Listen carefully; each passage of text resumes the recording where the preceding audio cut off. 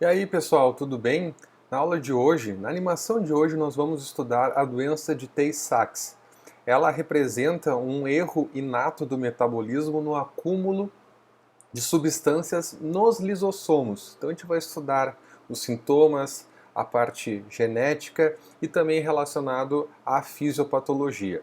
Bom, observe essa criança. Parece uma criança perfeitamente normal, concorda? Na verdade, essa criança é portadora da doença de Tay-Sachs. Vamos conhecer essa doença?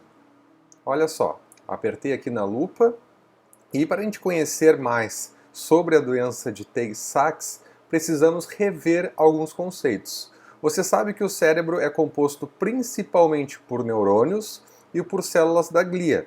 Nós temos aproximadamente 100 bilhões de neurônios e 10 vezes mais este número de células gliais que vão dar sustentação, suporte, nutrição, proteção, enfim. A gente tem 1 trilhão de células da glia e isso vai formar o nosso sistema nervoso. As informações são transmitidas através dos neurônios, por impulsos elétricos. Já sabemos disso.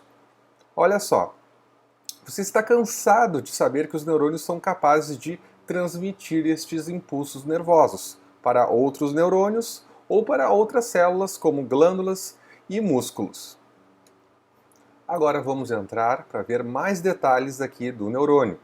Observe, este esquema representa um neurônio. Aqui nós temos o corpo celular, onde tem um núcleo, é realizada a síntese proteica, e está presente as organelas, inclusive os lisossomos. Nós temos aqui o axônio, em vermelho, os dendritos, que vão ser como se fossem antenas que vão receber sinais de outras células, e aqui a bainha de mielina. Quanto maior a quantidade de bainha de mielina, mais rápido vai ser esse impulso nervoso, ok? Relembrado essa parte mais básica, olha só. Lembra-se do lisossomo? Está ali mostrando na animação, ó. Aquela organela que possui diversas enzimas para digerir materiais de origem orgânica. Algumas pessoas possuem um erro genético e não conseguem digerir substâncias chamadas de gangliosídeos. Veremos daqui a pouco. Esses gangliosídeos se acumulam nesta organela aqui, nos lisossomos, causando então degeneração destas células.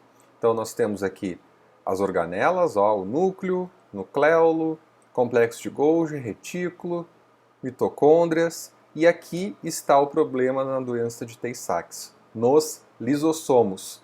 Por isso, quando falta uma enzima, ela não consegue digerir o seu substrato e transformar em produto e começa a acumular este substrato, no caso aqui, os gangliosídeos. Vamos ver mais detalhes. A doença de Tay-Sachs é causada então por mutações em um gene do cromossomo 15. Vou clicar aqui no cromossomo 15, esse nosso cariótipo. Está aqui, ó. Observe, este é o gene XA. Nele encontramos as mutações para doenças de Tay-Sachs. Essa doença é autossômica, que significa que não está ligada aos cromossomos sexuais, e recessiva. Nós precisamos 2 cópias mutadas deste gene aqui do XA. Você sabe o que significa isso, não é mesmo? Claro que sim. A mutação ocorre em um gene de um cromossomo autossômico, como eu comentei agora. É preciso que ambos os pais possuam uma mutação para que a prole apresente a doença. Vamos chamar o gene normal de Hzão, e quando possuir a mutação, Hzinho. Então, como é uma doença autossômica recessiva, precisa 2 Hzinho. Observe os cromossomos acima e clique no indivíduo que apresenta a doença de Tay-Sachs. Então tem Hzão, Hzinho. Esse aqui vai ser o quê? O portador. Hzinho, o doente que tem a doença de Tay-Sachs. E aqui Hzão, o gene normal da XA. Então eu vou clicar aqui, está pedindo da doença de Tay-Sachs, o do meio. Correto. Agora selecione o portador assintomático do gene para a doença de Tay-Sachs. é o Hzão, Hzinho. Tranquilo, né? Agora que você já sabe como é transmitida, desculpe, a doença de Tay-Sachs, vamos observar o que ocorre com os neurônios nesta doença. A gente vai entender mais aqui sobre os gangliosídeos e a fisiopatologia. Para entender melhor o que ocorre dentro das células, vamos observar um neurônio de perto. Olha só. Nós temos aqui a membrana celular do neurônio que possui fosfolipídio bem específico, esse chamado gangliosídeo M2. E vocês estão vendo aqui que este gangliosídeo M2 é degradado naquela organela, nos lisossomos. Então olha só, aqui estão os lisossomos, mais que um, né? Aqui na membrana está esse gangliosídeo, que está em grande quantidade nos neurônios, por isso sinais e sintomas. E este gangliosídeo M2 ele é feito de várias coisas aqui, ó, vários componentes. A glicose, a D-galactose, a N-acetilgalactosamina e o ácido N-acetilmurâmico. Então vamos continuar aqui o entendimento. Repare, durante a degradação do lisossomo, o gangliosídeo M2, desculpe aqui é difícil falar gangliosídeo, é ligado a um ativador. Então nós temos aqui o gangliosídeo e aqui um ativador. Vamos ver o que ocorre em seguida? Agora vai chegar a enzima, aquela hexoaminidase, o nome completo dela. Então depois da ligação do ativador, neste gangliosídeo, entra em cena uma enzima-chave. Esta enzima é a beta-hexosaminidase, A. É a enzima responsável, então, pela quebra, degradação do gangliosídeo M2, ok? Então preciso do ativador para que essa enzima consiga ali degradar o gangliosídeo. E vamos ver o que acontece aqui na doença de Tay-Sachs, né? Então quando a enzima beta-hexosaminidase está ativa, consegue degradar esse gangliosídeo M2. Os indivíduos portadores da doença de Tay-Sachs possuem mutações que fazem com que a subunidade alfa, essa aqui, ó, pessoal, que está em vermelho agora piscando, ali tem a beta, mas aqui é o problema A, da enzima, não funcione, ou até mesmo não seja produzida, dependendo da gravidade dessa doença de Tay-Sachs. Então, olha só, você acabou de observar que os indivíduos normais, eles vão ter o Hzão e o Hzão, e o Hzinho são os portadores. E o Hzinho são os indivíduos afetados pela doença de Tay-Sachs. Então não vai conseguir degradar este gangliosídeo. Então observe, nos indivíduos que possuem a doença de Tay-Sachs, o ativador também se liga no M2, só que o problema não está ali no ativador, ó. O ativador está ali. Aqui é uma pessoa com a doença de Tay-Sachs. Olha o que vai acontecer. A mutação na subunidade alfa. Não está conseguindo ligar.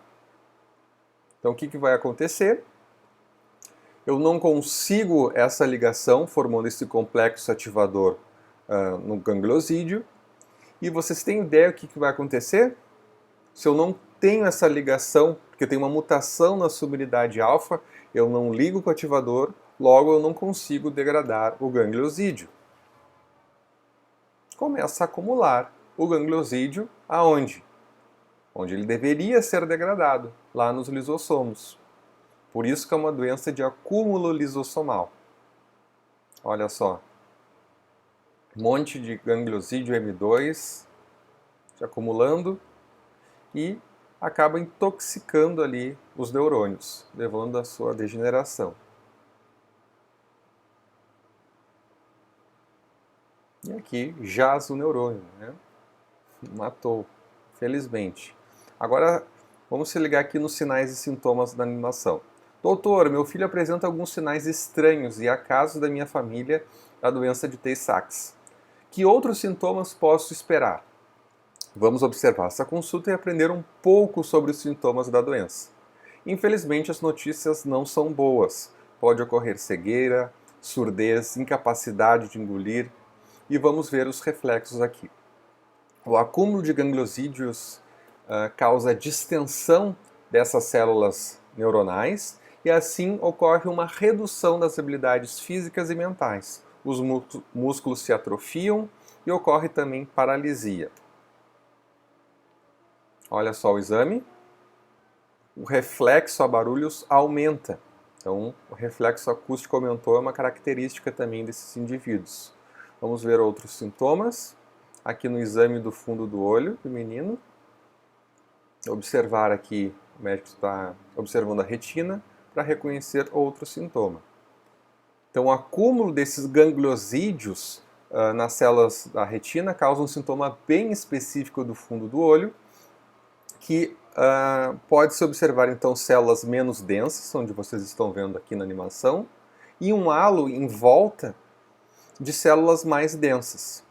Então, esse sintoma na doença de Tay-Sachs é reconhecido como cherry eye spot, ou ponto ocular em cereja. Vocês estão vendo aqui células menos densas e esse halo de células mais densas em volta. Isso é característico também da doença de Tay-Sachs. Aqui estão os créditos dessa belíssima animação. Até mais, pessoal!